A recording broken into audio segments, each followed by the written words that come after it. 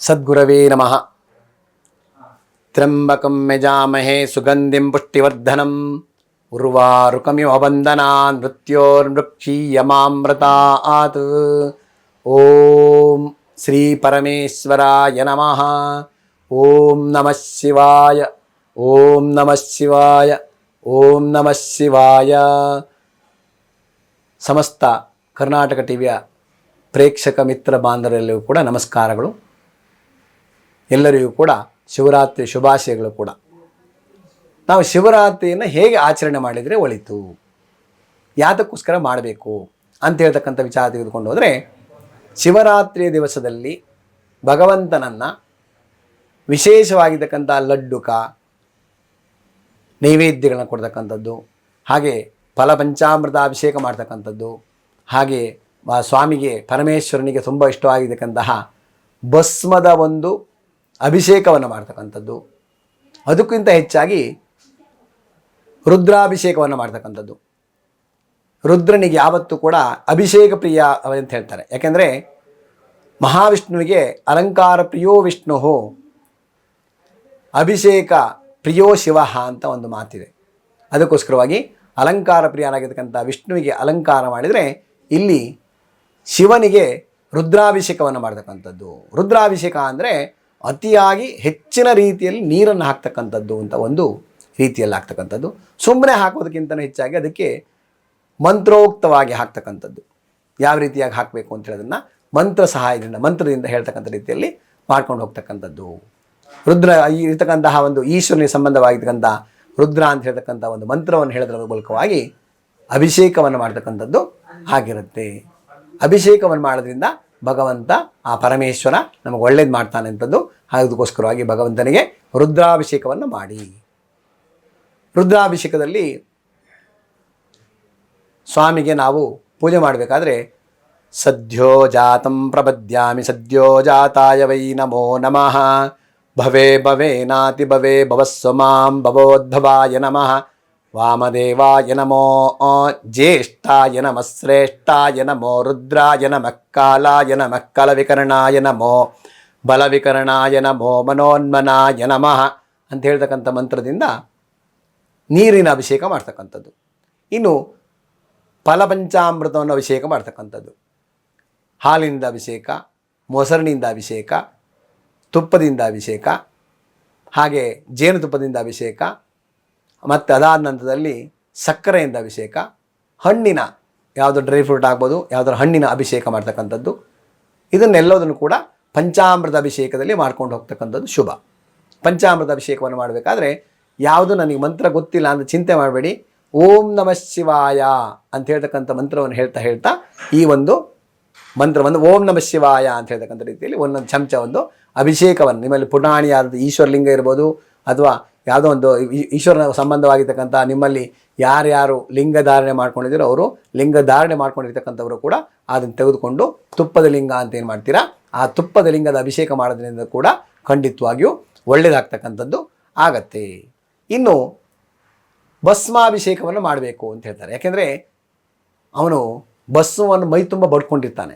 ನಾವಿವತ್ತು ನೋಡ್ತಾ ಪ್ರಯಾಗರಾಜಲ್ಲಿ ನೋಡ್ತಾ ಇದ್ದೀವಿ, ಅವ ಕಾಲಭೈರವೇಶ್ವರ ಅಂತ ಹೇಳ್ತಾರೆ. ಅವನಿಗೆ ಎಲ್ಲದೂ ಕೂಡ ಮಾಡ್ತಕ್ಕಂಥದ್ದು ಏನಂದರೆ ಭಸ್ಮಾಭಿಷೇಕವನ್ನು ಮಾಡ್ತಕ್ಕಂಥದ್ದು, ಭಸ್ಮದಿಂದ ಅಭಿಷೇಕ ಮಾಡ್ತಕ್ಕಂಥದ್ದು. ಭಸ್ಮದ ಅಭಿಷೇಕ ಮಾಡಬೇಕಾದ್ರೆ ಏನು ಮಾಡಬೇಕಪ್ಪ ಅಂದರೆ, ಇದಕ್ಕೊಂದು ಪುಟಾಣಿ ಮಂತ್ರ ಹೇಳ್ತೀನಿ.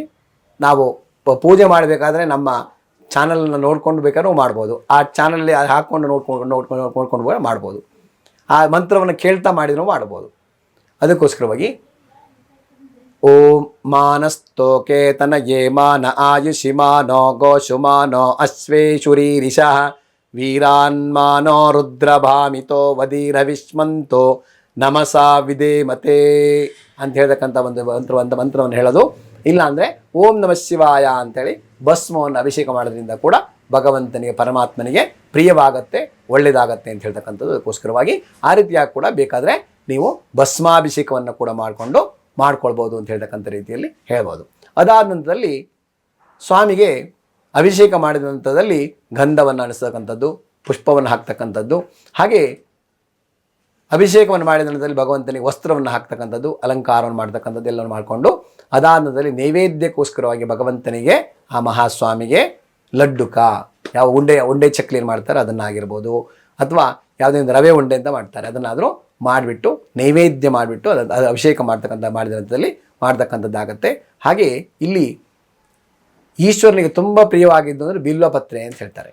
ಆ ಬಿಲ್ವಪತ್ರೆಯನ್ನು ಕೂಡ ಹಾಕಿಬಿಟ್ಟು ಸ್ವಾಮಿಯನ್ನು ಪೂಜೆ ಮಾಡ್ತಕ್ಕಂಥದ್ದು. ಓಂ ನಮಃ ಶಿವಾಯ ಅಂತ ಹೇಳ್ತಕ್ಕಂಥ ರೀತಿಯಲ್ಲಿ ಒಂದೊಂದು ಬಿಲ್ವಪತ್ರೆಯನ್ನು 108 ಸತಿ, ಅಥವಾ ಯಾವುದೋ ಒಂದು ಅಷ್ಟೋತ್ತರ ಶತನಾಮದ ಬುಕ್ ಇದ್ದರೆ ಆ ಬುಕ್ ತಗೊಂಡು 108 ಸತಿ ಆ ಮಂತ್ರವನ್ನು ಹೇಳಿಕೊಂಡು ಆ ಸ್ವಾಮಿಗೆ ಪರಮೇಶ್ವರನಿಗೆ ಅಷ್ಟೋತ್ತರ ಅರ್ಚನೆ ಮಾಡಿಬಿಟ್ಟು ಧೂಪ ದೀಪ ನೈವೇದ್ಯವನ್ನು ಮಾಡಿದ ನಂತರದಲ್ಲಿ ಭಗವಂತನಿಗೆ ತೃಪ್ತಿಯಾಗೋದಕ್ಕೋಸ್ಕರವಾಗಿ ಮಹಾಮಂಗಳಾರತಿಯನ್ನು ಮಾಡಿಕೊಂಡು ಭಗವಂತನಿಗೆ ಮಂತ್ರಪುಷ್ಪವನ್ನು ಮಾಡು ಅಂತ ಹೇಳ್ತಾರೆ. ಓಂ ಮಂತ್ರಪುಷ್ಪವನ್ನು ಮಾಡಬೇಕಾದ್ರೂ ಕೂಡ ಚಿಕ್ಕದಾಗಿ ನಾವು ಭಗವಂತನಿಗೆ ಯಾವುದೋ ಒಂದು ಮಂತ್ರವನ್ನು ಹೇಳ್ತಕ್ಕಂಥ ರೀತಿಯಲ್ಲಿ, ಅಥವಾ ಮೃತ್ಯುಂಜಯಾಯ ರುದ್ರಾಯ ನೀಲಕಂಠಾಯ ಶಂಭವೇ ಅಮೃತೇಶಾಯ ಚರ್ವಾಯ ಶ್ರೀಮನ್ಮಹಾದೇವಾಯ ತೇ ನಮೋ ನಮಃ ಅಂತ ಹೇಳ್ತಕ್ಕಂಥ ಮಂತ್ರವನ್ನು ಹೇಳ್ಕೊಂಡು ಒಂದು 11 ನಮಸ್ಕಾರನೋ 21 ನಮಸ್ಕಾರನೋ ಮಾಡೋದ್ರಿಂದ ಖಂಡಿತವಾಗಿಯೂ ನಿಮಗೆಲ್ಲ ರೀತಿಯಾದಂಥ ಶುಭವನ್ನು ಕೊಡ್ತಕ್ಕಂಥದ್ದು, ಪರಮೇಶ್ವರನ ಆಶೀರ್ವಾದ ಆಗ್ತಕ್ಕಂಥದ್ದು ಆಗತ್ತೆ. ಆಮೇಲೆ ಈ ಒಂದು ವ್ರತವನ್ನು ಮಾಡಿದ ನಂತರದಲ್ಲಿ ಪ್ರತ್ಯೇಕವಾಗಿ ಒಂದೊಂದಕ್ಕೆ ಒಂದೊಂದು ಹೇಳ್ತಾರೆ. ಇಲ್ಲಿ ಯಾರು ಈಶ್ವರ ದೇವಸ್ಥಾನದಲ್ಲಿದ್ದೀರೋ, ಅಥವಾ ಯಾರು ಪುರೋಹಿತ ವರ್ಗದಲ್ಲಿದ್ದೀರೋ, ಯಾರು ಪೂಜೆ ಪುನಸ್ಕಾರಗಳು ಮಾಡ್ಕೊಂಡಿದ್ದೀರೋ, ನಿಮಗೆ ನಾನು ಒಂದು ವಿಷಯ ಹೇಳಲಿಕ್ಕೆ ಇಷ್ಟಪಡ್ತೀನಿ. ಯಾವತ್ತು ನಾವು ಪುರೋಹಿತ ವರ್ಗದಲ್ಲಿ ಪ್ರತಿದಿನ ನಾವು ದಾನವನ್ನು ತೆಗೆದುಕೊಳ್ತೇವೆ, ಆ ದಾನವನ್ನು ತೆಗೆದ ನಂತರದಲ್ಲಿ ನಾವು ಮನೆಗೆ ಹೋಗಿ ಕೂತ್ಕೊಂಡ್ಬಿಡ್ತೇವೆ. ಹಾಗೆ ಕೂತ್ಕೊಳ್ಳೋದ್ರಿಂದ ಅಲ್ಲ, ಅದು ಆ ಕೂತ್ಕೊಳ್ಳೋದಕ್ಕಿಂತ ಹೆಚ್ಚಾಗಿ ಆ ಶಿವರಾತ್ರಿ ದಿವಸದಲ್ಲಿ ಭಗವಂತನ ಯಾಮ ಪೂಜೆ ಅಂತ ಒಂದೊಂದು ಪೂಜೆಯನ್ನು ಮಾಡ್ಕೊಂಡು ಹೋಗ್ತಾರೆ. ಆ ಯಾಮ ಪೂಜೆಯಲ್ಲಿ ಪಾಲ್ಗೊಳ್ಬೋದು. ಅಥವಾ ಯಾರು ಪುರೋಹಿತರಾಗಿದ್ದಾರೋ ಅವರೆಲ್ಲರೂ ಕೂಡ ತಮಗೆ ಇಷ್ಟವಾಗಿರ್ತಕ್ಕಂತಹ ಒಂದು ಯಾವುದಾದ್ರೂ ದ್ರವ್ಯವನ್ನು, ಆಹಾರ ಪದಾರ್ಥ ಆಗಿರ್ಬೋದು, ಅದು ಯಾವುದಾದ್ರು ಒಂದು ಇದನ್ನು ನಿಮ್ಮ ಆತ್ಮೀಯರಿಗೆ ಯಾರಿಗಾದರೂ ಕೂಡ ದಾನವಾಗಿ ಕೊಡ್ತಕ್ಕಂಥದ್ದು, ಇಲ್ಲಾಂದರೆ ಒಬ್ಬರು 5 ಜನಕ್ಕೆ ಊಟ ಹಾಕ್ತಕ್ಕಂಥದ್ದು, ಅದು 5 ಜನಕ್ಕೆ ಊಟಕ್ಕೆ ಏನಾದ್ರು ಬೇಕಾಗಿರ್ತಕ್ಕಂಥ ದ್ರವ್ಯವನ್ನು ಕೊಡ್ತಕ್ಕಂಥದ್ದು ಅಂತ ಹೇಳೋದನ್ನು ಮಾಡೋದ್ರಿಂದ ಹೆಚ್ಚಿನ ಫಲವನ್ನು ಕೊಡ್ತದೆ ಅಂತ ಹೇಳ್ತದೆ. ಯಾಕೆಂದರೆ ನಾವು ಪುರೋಹಿತರಿಗೆ ಯಾಕೆ ಹೇಳ್ತಾ ಇದ್ದೀನಿ ಅಂದರೆ, ಎಲ್ಲರೂ ಪುರೋಹಿತರು ಏನು ಮಾಡ್ತಾರೆ, ನಾವು ಪೂಜೆ ಮಾಡ್ತಾ ಇದ್ದೀವಿ ನಮಗೆ ಕಷ್ಟ ಬರಲ್ಲ ಅಂತ ಯೋಚನೆ ಮಾಡ್ತಾರೆ. ತಪ್ಪು. ನಾವು ಭಗವಂತನ ಒಂದು ಸೇವೆ ಮಾಡ್ತೀವಿ, ಆದರೆ ಆ ಭಗವಂತನ ಸೇವೆ ಮಾಡುವಾಗ ನಮ್ಮ ಯಾವ ಇನ್ನೊಬ್ಬ ವ್ಯಕ್ತಿಯ ನಾವು ಪೂಜೆಯನ್ನು ಮಾಡಿದಾಗ ನಮಗೊಂದು ಫಲ ಬಂದೇ ಬರುತ್ತೆ ಅಂತ ಹೇಳ್ತಕ್ಕಂಥದ್ದು ಮನದಟ್ಟು ಮಾಡ್ಕೊಳ್ಬೇಕು.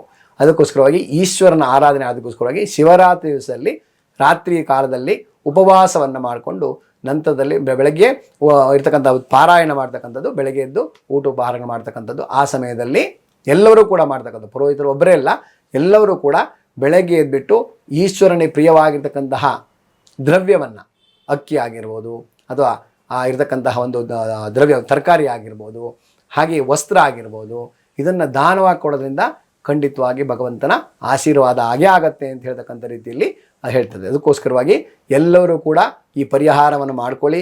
ಯಾವುದೇ ಒಂದು ಸಂಕಷ್ಟ ಇದ್ದರೆ ಮುಂದಿನ ದಿನಮಾನಗಳಲ್ಲಿ ಎಲ್ಲ ರೀತಿಯಲ್ಲಿ ಒಳ್ಳೆಯದಾಗೋದಕ್ಕೋಸ್ಕರವಾಗಿ ಶುಭವನ್ನು ಕೊಡಲಿ ಅಂತ ಹೇಳ್ತಕ್ಕಂಥ ಪ್ರಾರ್ಥನೆಯನ್ನು ಮಾಡ್ತಾ ಆ ಭಗವಂತನಿಗೆ ಆಶೀರ್ವಾದವನ್ನು ಬೇಡೋದ್ರ ಮೂಲಕವಾಗಿ ಓಂ ನಮಃ ಶಿವಾಯ ಅಂತ ಹೇಳ್ತಕ್ಕಂಥ ಮಂತ್ರವನ್ನು ಸತತವಾಗಿ ಹೇಳ್ಕೊಂಡಿರಿ. ಭಗವಂತನ ಪ್ರಾರ್ಥನೆ ಮಾಡ್ತಾ ಇರಿ. ಸಾಧ್ಯವಾದರೆ ಯಾರು ಶಕ್ತರಾಗಿದ್ದೀರೋ ಅವರು ಉಪವಾಸ ವ್ರತವನ್ನು ಮಾಡ್ತಕ್ಕಂಥದ್ದು. ಉಪವಾಸ ಮಾಡಿಬಿಟ್ಟು, ಉಪವಾಸ ಅಂತ ಹೇಳ್ತಕ್ಕಂಥದ್ದು ನಾನು ಯಾವುದೋ ಒಂದು ಹಿಂದಿನ ಸಂಚಿಕೆಯಲ್ಲಿ ಹೇಳಿದ್ದೇನೆ. ಹಾಗೆ ಈ ಒಂದು ಸಂಚಿಕೆಯಲ್ಲಿ ಹೇಳಬೇಕು ಅಂದರೆ, ಉಪವಾಸ ಅಂದರೆ ದೇವರ ಹತ್ತದಲ್ಲಿ ಕೂತ್ಕೊಳ್ತಕ್ಕಂಥದ್ದು ಅಂತ. ಅದಕ್ಕೋಸ್ಕರವಾಗಿ ಆ ದೇವರ ಹತ್ತದಲ್ಲಿ ಕೂತ್ಕೊಂಡು ಭಗವಂತನ ಸದ್ಭಾವನೆಯಿಂದ ಧ್ಯಾನವನ್ನು ಮಾಡ್ಕೊಳ್ಳಿ. ಭಗವಂತ, ಈ ಬರ್ತಕ್ಕಂಥ ಬೇಸಿಗೆ ಕಾಲದಲ್ಲಿ ಸಂಪೂರ್ಣವಾಗಿ ನಮ್ಮನ್ನು ರಕ್ಷಣೆ ಮಾಡಪ್ಪ, ನನಗೆಲ್ಲ ರೀತಿಯ ಯಾವುದೇ ತೊಂದರೆ ಬರದಂಗೆ, ಯಾವುದೇ ರೀತಿಯ ತಾಪತ್ರೆ ಬರದಂಗೆ ರಕ್ಷಣೆ ಮಾಡು ಅಂತ ಹೇಳ್ತಕ್ಕಂಥ ರೀತಿಯಲ್ಲಿ ಪ್ರಾರ್ಥನೆ ಮಾಡಿಕೊಂಡು ಶಿವನ ಆರಾಧನೆ ಮಾಡೋದ್ರಿಂದ ಖಂಡಿತವಾಗಿಯೂ ಒಳ್ಳೆಯದಾಗ್ತಕ್ಕಂಥದ್ದಾಗತ್ತೆ. ಭಗವಂತ ಎಲ್ಲರಿಗೂ ಕೂಡ ಒಳ್ಳೇದು ಮಾಡಲಿ. ಈಶ್ವರನ ಸಂಪೂರ್ಣವಾಗಿರ್ತಕ್ಕಂಥ ಆಶೀರ್ವಾದ ಇರಲಿ. ಜಗತ್ತಿನಲ್ಲಿರ್ತಕ್ಕಂಥ ಚರಾಚರ ವಸ್ತುಗಳಿಂದ ಹಿಡಿದು ಕ್ರಿಮಿಕೀಟಗಳಾದಿ ಯಾವುದು ಮುಕ್ಕೋಟಿ ಕ್ರಿಮಿಕೀಟಗಳಿದ್ದಾರೆ ಅವೆಲ್ಲದೂ ಕೂಡ ಎಲ್ಲ ರೀತಿಯ ಅವರವರ ಕೆಲಸವನ್ನು ಮಾಡಿಕೊಂಡು ಭಗವಂತ ರಕ್ಷಣೆ ಮಾಡೋ ರೀತಿಯಲ್ಲಿ ಆಗಲಿ ಅಂತ ಹೇಳ್ತಕ್ಕಂಥ ಆಶೀರ್ವಾದವನ್ನು ಕೇಳಿಕೊಂಡು ಆ ಭಗವಂತರಿಗೆ ನಾವು ಯಾವತ್ತೂ ಕೂಡ ಚಿರಋಣಿ ಆಗಿರೋಣ ಅಂತ ಹೇಳ್ತಕ್ಕಂಥದ್ದು ಈ ಒಂದು ಮಹಾಶಿವರಾತ್ರಿಯ ಪೂಜೆಯ ಫಲಾಫಲವನ್ನು ಹೇಳ್ತಕ್ಕಂಥದ್ದು ಆಗಿರುತ್ತೆ. ಸರ್ವೇ ಜನಾಃ ಸುಖಿನೋ ಭವಂತು, ಸಮಸ್ತ ಸನ್ಮಂಗಲಾನಿ ಭವಂತು.